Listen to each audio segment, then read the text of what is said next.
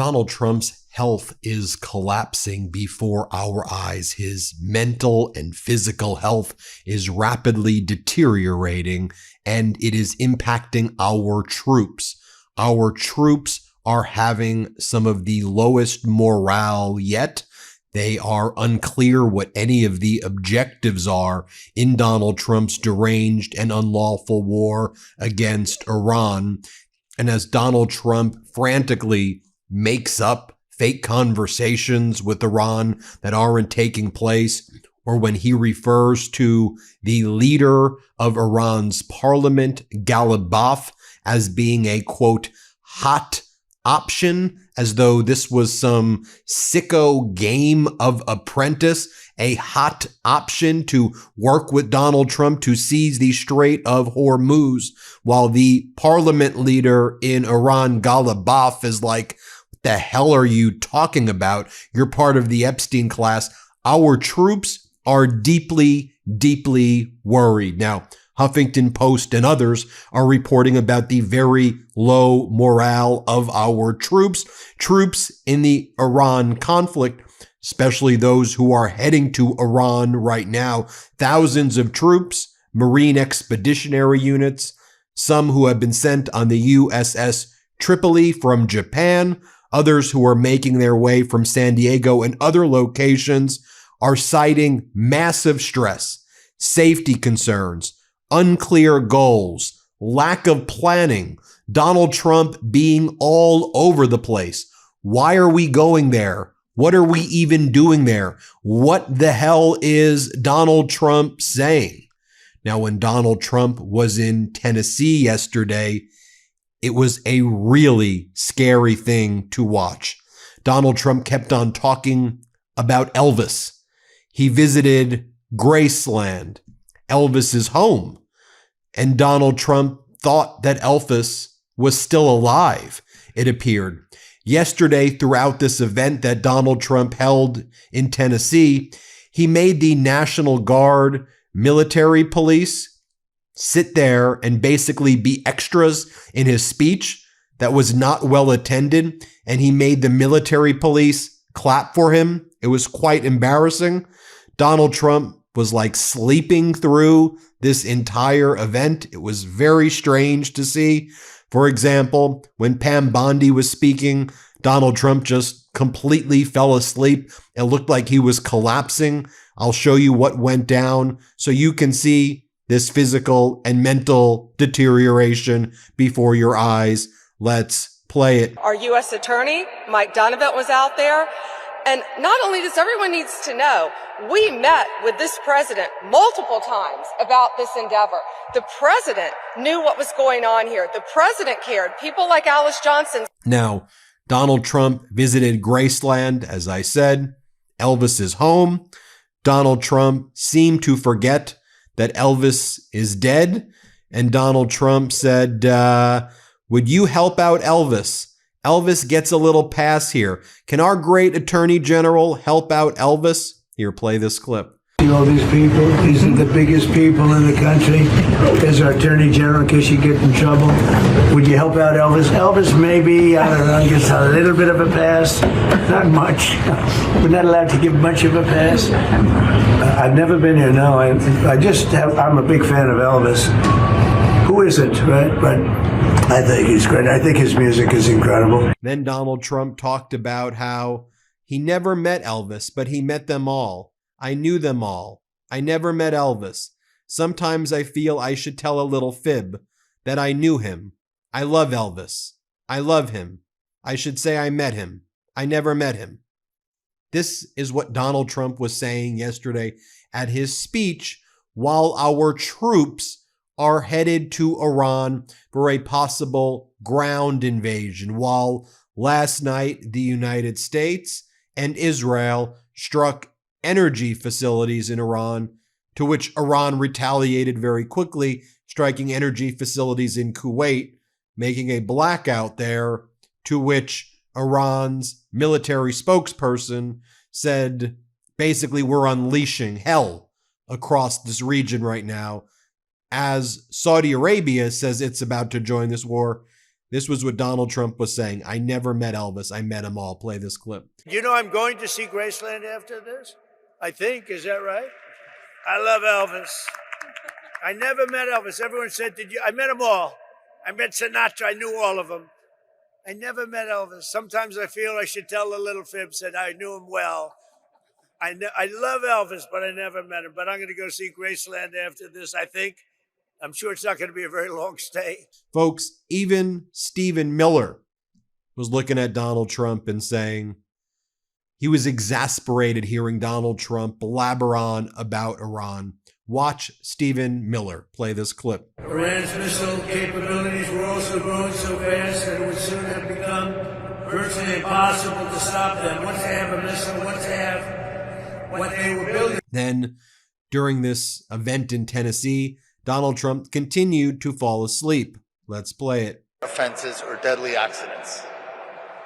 Our work, however, has not just been about arrests and the seizure of illegal firearms and narcotics. Once inside Graceland, because Trump was speaking at that event in front of the National Guard military police, then he was in Graceland, and Donald Trump kept on saying, I loved Chicago. I'd love to go to Chicago. I'd love to be invited to Chicago. Chicago. The Democrats don't want to do that. I love San Francisco. San Francisco. I'd love to go to San Francisco. We'd bring it back. We'd bring it back. Dude, what are you talking about? What is going on? Before our eyes, this person can't put together sentences. Play this clip. Frank, I'd love to go to Chicago. I'd love to be invited to Chicago. We would get rid of crime in Chicago very easily. But the Democrats don't want to do that. I'd love to go to San Francisco, would make it something, would bring it back to where it was. And the mayor's working hard. He's a Democrat. He's working hard there. And just look at him. Look at him. Look at him. This is when he entered Graceland. We love Elvis. Who doesn't love Elvis? Everybody loves Elvis. Right? Right? What in the demented world are we watching? Here, play this clip. Who doesn't love Elvis? Everybody loves Elvis, right? Hello. Hello. Hi. How are you? Nice to see you. Welcome to the second most visited product company. Wow, that's really Your house is number one. It's pretty good too, right? Yes. And again, you have Donald Trump saying things like, we never realized Iran would go after the Arab nation neighbors with American military bases. Nobody ever knew that. Everybody knew that. I knew that. No offense to me, but if I knew that several months ago, you with all of the intelligence that's out there, you should have known that. Here, play this clip. We did it quicker. Iran's missile capabilities were also growing so fast that it would soon have become virtually impossible to stop them. Once they have a missile, once they have what they were building was incredible. And you got a little glimpse of it by the fact that when they came out, they started shooting all of their neighbors. Their neighbors weren't fighting with them. They were getting along okay with their neighbors. And I was surprised. Everybody was surprised. And it actually worked in reverse because their neighbors then turned against them. And then Donald Trump started ranting and raving about the sound system that was there. The sound system's so good here. Actually, the sound was not good, but he wanted to let everyone know that he thought the sound was good. Here, play this clip. God bless the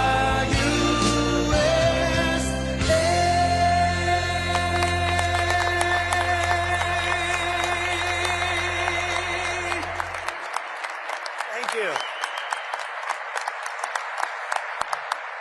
Wow, that was a nice place with the best sound system. I don't know. And then he goes, I love Tennessee. You know what? A relationship with Tennessee is a lot safer than a relationship with other things. I can tell you as a politician. What are you referring to? A sexual relationship with Tennessee? What the hell are you saying, you sicko? Here, play this clip. So I happen to like the state. I love Tennessee. Maybe someday I'll move to Tennessee. I might have to move there. No, I love it. You never know what that is. You know, you just have a relationship with the state. It's a lot safer than relationships with other things, I can tell you as a politician. Then he just starts talking about transgender mutilization. What? What are you saying? Right? Donald Trump's like, we don't want to let the Democrats fund the TSA until they stop transgender sports, mutilization, penis, vagina. It's like, dude, what are you talking about? What the hell are you talking about? Get serious, behave like an adult, stop bullying marginalized communities, speak clearly to the American people, and for God's sake, someone invoke the 25th Amendment, please, because this is deeply disturbing. I'm just showing you what went down in the past 24 hours. Here, play this clip. They say they're 80-20 items. They're not 80-20, they're 99-1.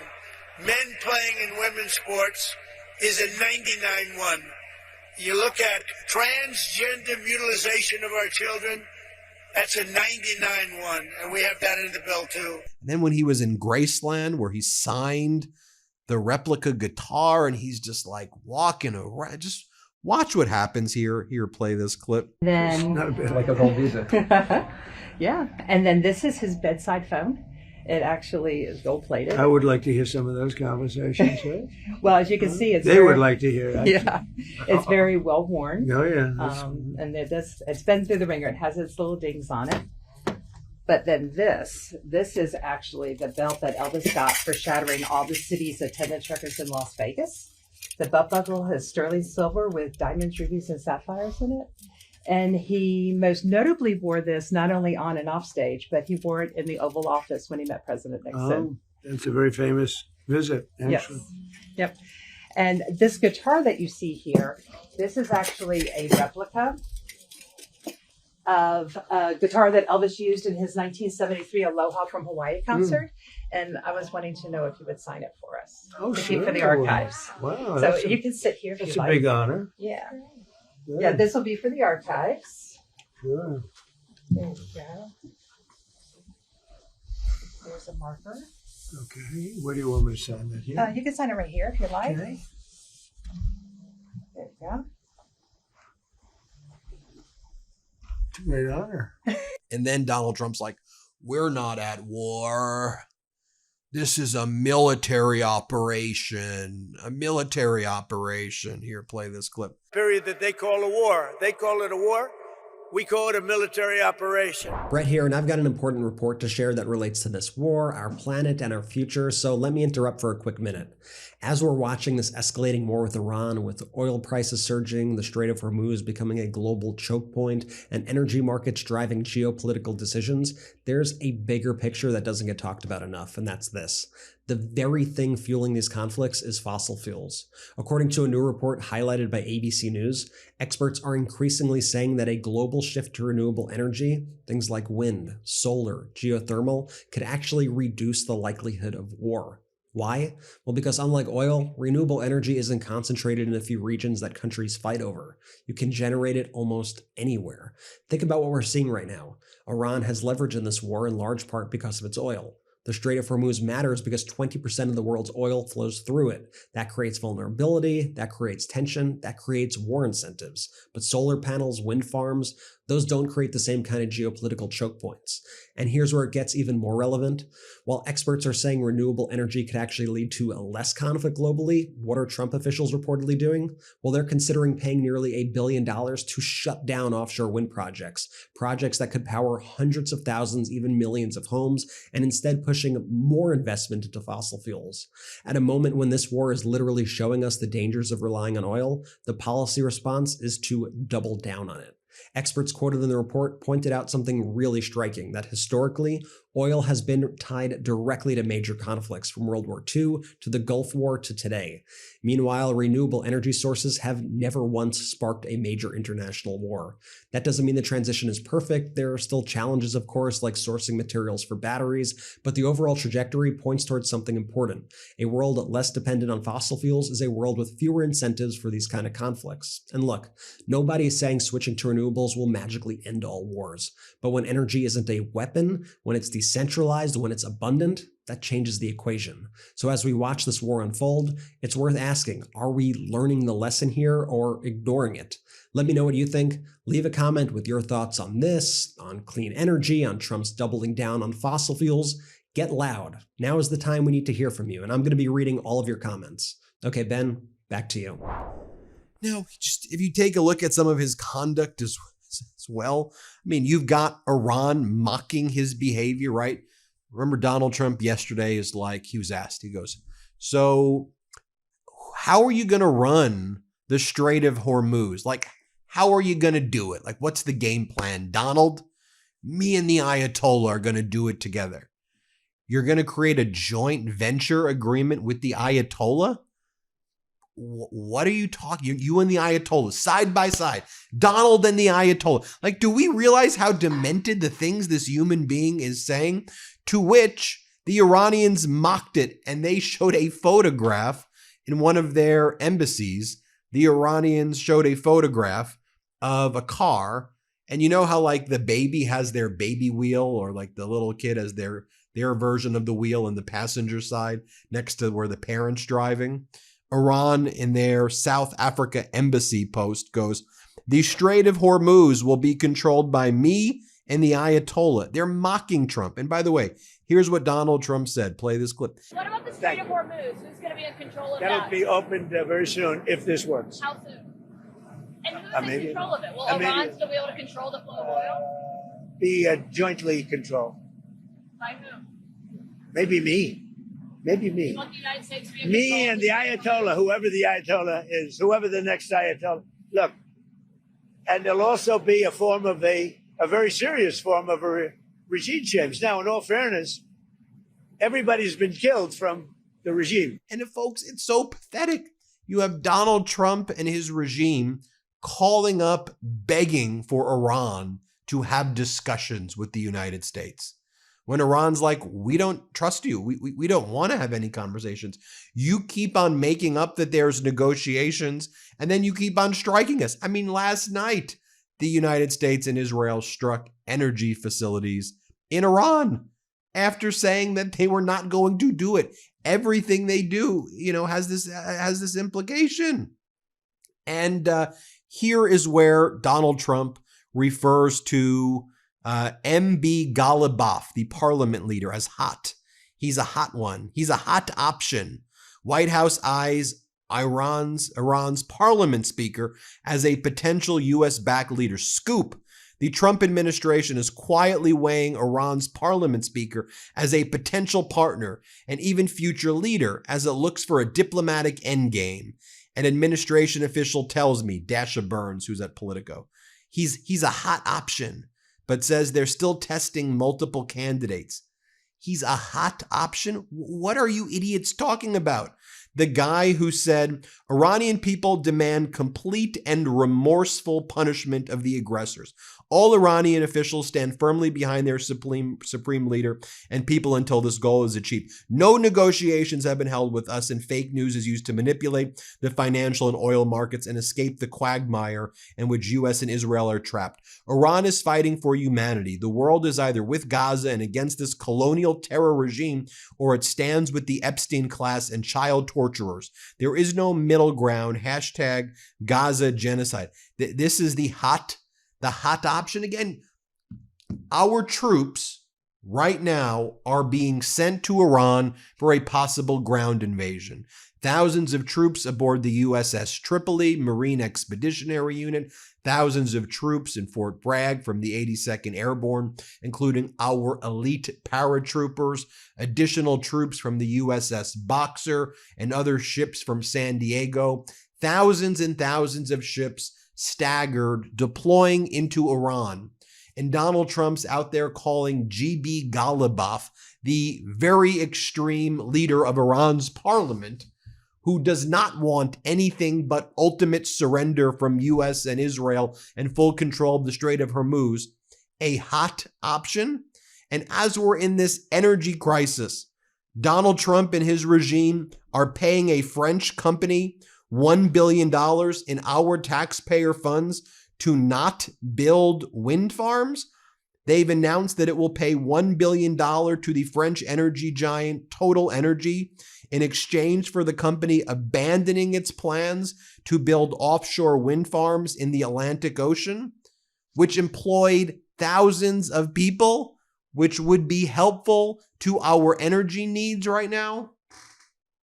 Folks, as I said, Donald Trump's mental and physical collapse is having real world implications. But I'll leave you with this, because I know a lot of you feel the same way as me. We know he's mentally and physically deteriorating, but also we don't want that to be a crutch that he relies on one day to say, oh, I was mentally incapacitated when I did all of this, right? When he pleads insanity one day or whatever he's going to do one day. I mean, I don't know how you watch the videos I just shared with you and believe that what I just shared with you is normal.